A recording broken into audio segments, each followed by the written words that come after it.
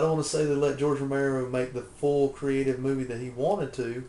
Then again, you got to remember Romero had aged a little bit, and he's going to be a different filmmaker at this point too. So, cut to a couple months later, guys. I got it on home video. I rented it on DVD, brought it home and watched it. Second time around, it was a little bit harder to watch. I was kind of noting some of the flaws that I didn't see the first time around in the theaters.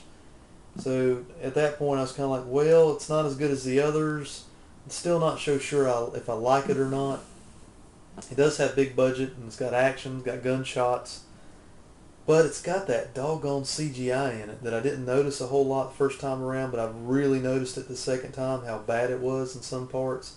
But they did a good job in some parts, and they didn't overuse it. It was a good mix between CGI and practical in this movie, which I think they should do in any movie of nowadays. They should use it all like a toolbox. Use what works best for you and the filmmaker, or the special effects man and the filmmaker, and do your best. Turn out a good project for the fans. Let them enjoy it. They'll give you money. You know, that's the whole my whole spiel about movie making. But I gotta say, the third time around, I think the following Halloween, I got it out, did a little mini zombie, marathon here at my home just for myself. Third time at charm, or third time at bat for Land of the Dead for me. It's not my favorite by far. In fact, I hate some of the parts in this movie. Like the zombie head that's hanging, and then his CGI head comes over and bites the dude on the arm. Things like that. The acting in this movie, I agree with a lot of the other reviewers here on YouTube. Some of the guys in the cast of this movie, what in the world are they doing in this picture? It's just, I'll give you an answer. It's called a paycheck. Dennis Hopper, may he rest in peace. Paycheck. John Leguizamo, paycheck. They all cashed in, mainly to get the notability that, because George Romero, like him or not, in Hollywood, is a named director. He's got a lot of talent. He's got a lot of things a lot of projects that won at the box office under his belt. A lot of creative freedoms given to him over the years. A lot of these actors wanted to have that on their resume. That's my opinion. John Leguizamo and some of them, that's what they're doing in this movie. It's because it's for a paycheck and to have a fatter resume to say that you worked with horror meister George Romero. That's just my opinion, though, guys. I gotta say, there's not too much difference between the R-rated and the unrated version, because this is one of those new nowadays unrated studio kind of ploys to get your money. I say get the unrated version, but there's going to be scenes in there that they added back in that you're just kind of like, why? They don't really. You can just tell the scenes that they added back in. They're kind of seamless, except for one that stands out with John Leguizamo, where he goes into the neighboring apartment of Hoffman and just kills.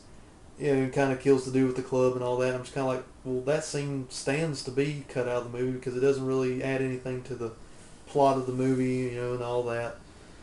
This kind of has a lot of the ideas that Day of the Dead didn't get to do put into this movie. If you've read the original script from Day of the Dead, you'll notice some of the things that pop up in this movie they were trying to do in Day of the Dead, but they didn't have the money to do.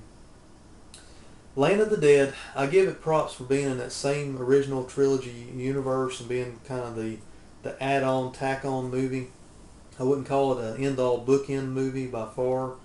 But the zombie makeups are decent in this movie. There are some memorable zombies in the movie, which is something I haven't touched on before. In the other three films, there's definitely standout zombies in each film, and that's one of the things that a lot of people go to these horror conventions and say is that I got to meet Machete Zombie, I got to meet Hare Krishna Zombie, I got to meet Bub, I got to meet all these zombies.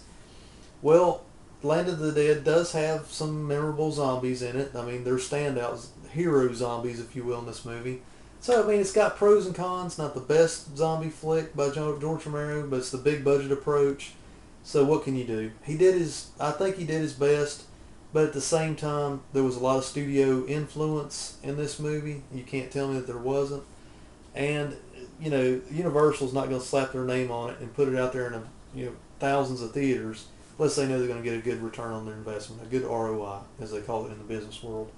So, that's my feelings on Land of the Dead, the big budget approach. This special edition, the unrated version of the DVD, has a ton of special features on it. They're the standard special features that most DVDs, newer movies come with. So, if you can, the good thing about Land of the Dead is you can usually pick it up for cheap, either on Blu-ray or DVD. So, there's plenty of used copies out there for people who don't like this one. So, I was kind of a completist about it. I have to have it. I watch it if I'm doing a marathon, or if I just, it's not the one that's most watched, but if I want to watch a little, if I just get nostalgic and just want to kind of do them in progression or something, I'll pop that one in and watch it.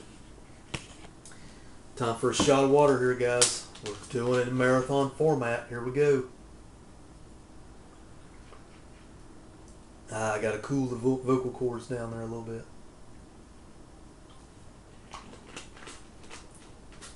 Okay, guys. The last two here I'm going to talk about. A lot of people have given George Romero flack over the last couple years for these two movies in the zombie genre of his catalog. I'm going to go ahead and say these two last movies that he's created, and if he creates any more, they're not in the same universe as the first four, because they're not in that time progression period. George Romero, for whatever reason, for creative freedom reasons, for cashing in, for paycheck reasons, whatever, draw your own conclusion, guys. For whatever reason, has started over his zombie catalog. Basically, he went back to the beginning and started it in real time. He didn't go back to the beginning of the 1960s. He went back and just started over again and created the next in the line of the movies, Diary of the Dead. Yes, I own it, mainly because I can watch Diary of the Dead. Now, I'm probably one of the few, and I'm in the minority. A lot of people got burned over Diary of the Dead because it took the Blair Witch approach, which by this point had been done to death with all the handheld camera movies that have been coming out. Cloverfield, Quarantine, Blair Witch, you name it, it's been put out and done before. Diary of the Dead, for whatever reason, for creative freedom, whatever, George Romero wanted to go back to the beginning, but start in real time and do it as a documentary type film. George Romero, on behind the scenes, claims that he didn't even know Cloverfield was in production. I'm sorry. He might be very well telling the truth, but you can't tell me he didn't know what Blair Witch was, or that this movie had been done like that. This type of movie had been made before. I don't believe that. That's just my opinion. I respect the guy, but I don't believe it. It's just one of those deals where it's just my opinion coming out during. Cause that's what this is. It's my thoughts on. And if you guys want to differ with me, fine. I fully welcome that, as always. Leave your comments, video responses. Do your own my thoughts on, and tell me what you guys think. But Diary of the Dead is the start of his new zombie era, if you want to call it that. I don't know if you'd want to call it that, but it's a documentary style, handheld video style movie. It has a voiceover, which I don't know if I like or dislike in the movie. The only thing notable is he did tap Greg Nicotero to do the special effects. I don't think Greg Nicotero, even though he shows up as one of the zombies, I don't think he did hands-on zombie makeups for the movie. I think he used some of his proteges to do the zombie makeup in the movie, which I believe is one of the main pros for the movie. I didn't mind the zombie makeups in this movie for the most part, although as though a lot of the other reviewers of these later films here lately, I'm going to side with them. There's not a whole lot of memorable zombies in these last two entries into the zombie franchise or zombies catalog of his. Diary of the Dead and of course the inevitable Survival of the Dead I'm going to talk about.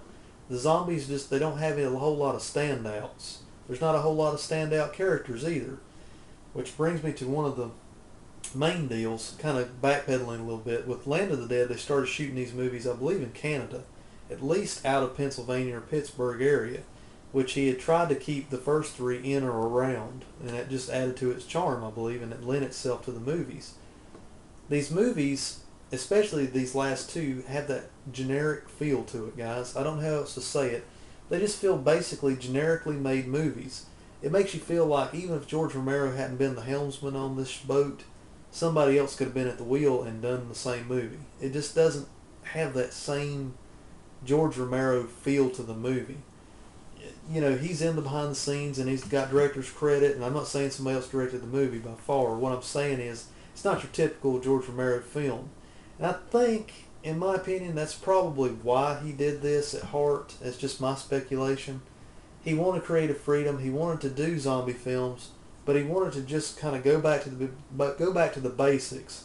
But in my opinion, you don't go back and just mess with something that's already been done. A classic like Night of the Living Dead, or even mess with the timeline of your own trilogy or quadrilogy that came before it.